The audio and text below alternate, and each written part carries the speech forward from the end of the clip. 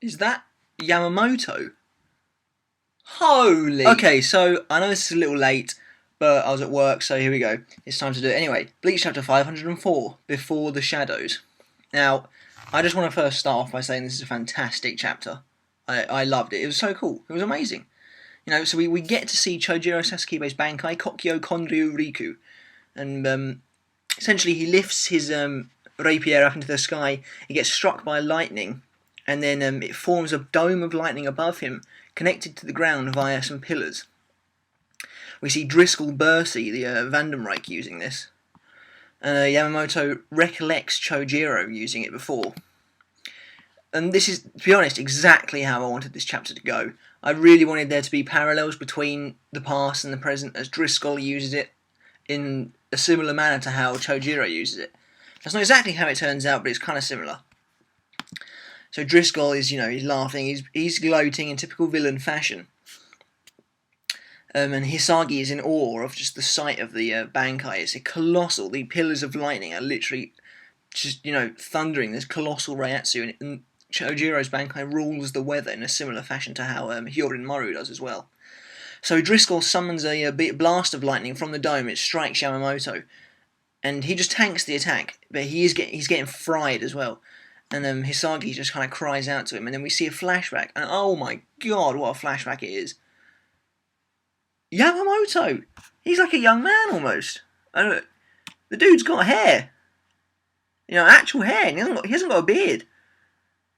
But yeah, we find out that his name is actually Shigekuni Yamamoto. The Genryusai is something he adds in later. It's a title he adds. And, but back in the day, everyone called him Aegisai Yamamoto because the scar he had is in the shape of an A. And he hates this. He doesn't like it. And we then see a really young Chojiro as well. And the dude looks, it's completely different almost. This is the kind of flashback I was really hoping for. Flashbacks to do with the senior captains. This is what I've really been wanting to see. And it's, Kubo is starting to deliver. This final arc is going to be seriously kicking ass. If he keeps, if he keeps up with the revelations almost, just showing us stuff that we haven't seen yet, the senior captains mainly, then we're in for a real treat. So Yamamoto wants to know why the hell Chojiro keeps following him around. Chojiro kind of wants to be his attendant almost, but he realizes he wants to be more than that. He wants to be his right-hand man. He wants to be able to do everything that Yamamoto can't, which comically Yamamoto says is ridiculous. But Chojiro says that he has returned after a month, and he has mastered the Bankai.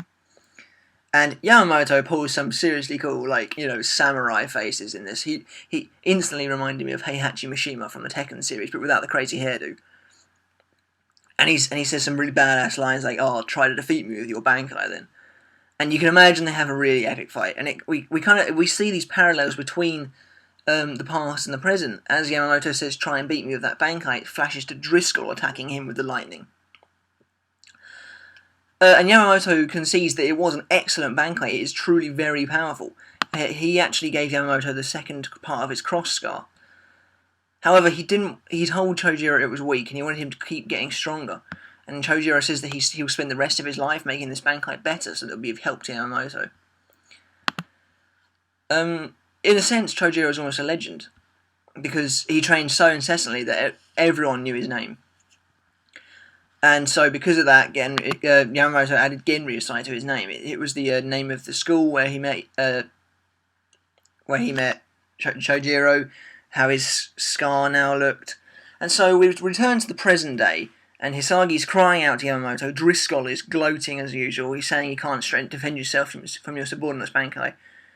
And it looks like Yamamoto loses consciousness as he gets struck by lightning once again. Hisagi rushes in to help him, only for Yamamoto to scream to stop. And then Driscoll tells him just to die, and he hits him again with lightning. He's laughing, but then Yamamoto says, "Chojiro, you must be mortified. Your Bankai that you spent so much time on," and he literally roars, "It was never this weak." And in a final slash, he just literally incinerates the top half of Driscoll. This is a gory as hell picture. Driscoll looks a little bit like Ghost Rider, in that his head is now just a skull. You can see his ribs. The top half of him has just been literally incinerated, blown away. He's been scorched to the bone. He's dead. Driscoll Bursey, we hardly knew ye. who cares right now, because this was an amazing chapter. I'm just going to throw it out there and say I'm giving it a 10. I loved it. This is what I wanted to see. I want to see more of these kind of flashbacks. I want us to dig deeper into the history of the senior captains, because with it they bring the history of the Soul Society.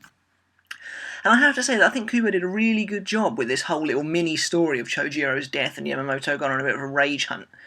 Because, you know, I didn't really care about Chojiro before this arc. I don't think anyone really did. But Kubo's managed to take an undeveloped character and turn him into something else. I actually wanted Driscoll to go down. You know, I really wanted him to lose. I really wanted him to get his ass kicked. He's the first villain to kill a Shinigami, and in the canon manga timeline. And I wanted to see Yamamoto do him in. And it was an immense sense of satisfaction when Driscoll gets just blown to smithereens, literally. Literally gets his face torn off. So yeah, it was a fantastic chapter. What did you think? Did you like it as much as I did? Leave what you think in the comments below. My predictions for next week, I see a couple of parallels, to be honest, between Yamamoto and Driscoll and Kenpachi and Buckbeard. Is Kenpachi going to be taken down in one hit next time? Kenpachi's sort of the loud mouth of the group, like Driscoll was.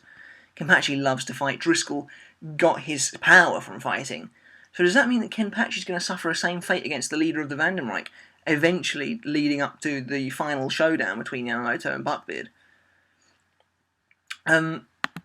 But yeah, all in all, I loved this chapter. It was fantastic. 10 out of 10, as I already said. Keep it up, Kubo. This was definitely worth the wait. Thanks a lot for watching. Don't forget to subscribe. Leave your comments in the section below. Check out a couple of other videos. But for now, just enjoy this amazing chapter. Until next time.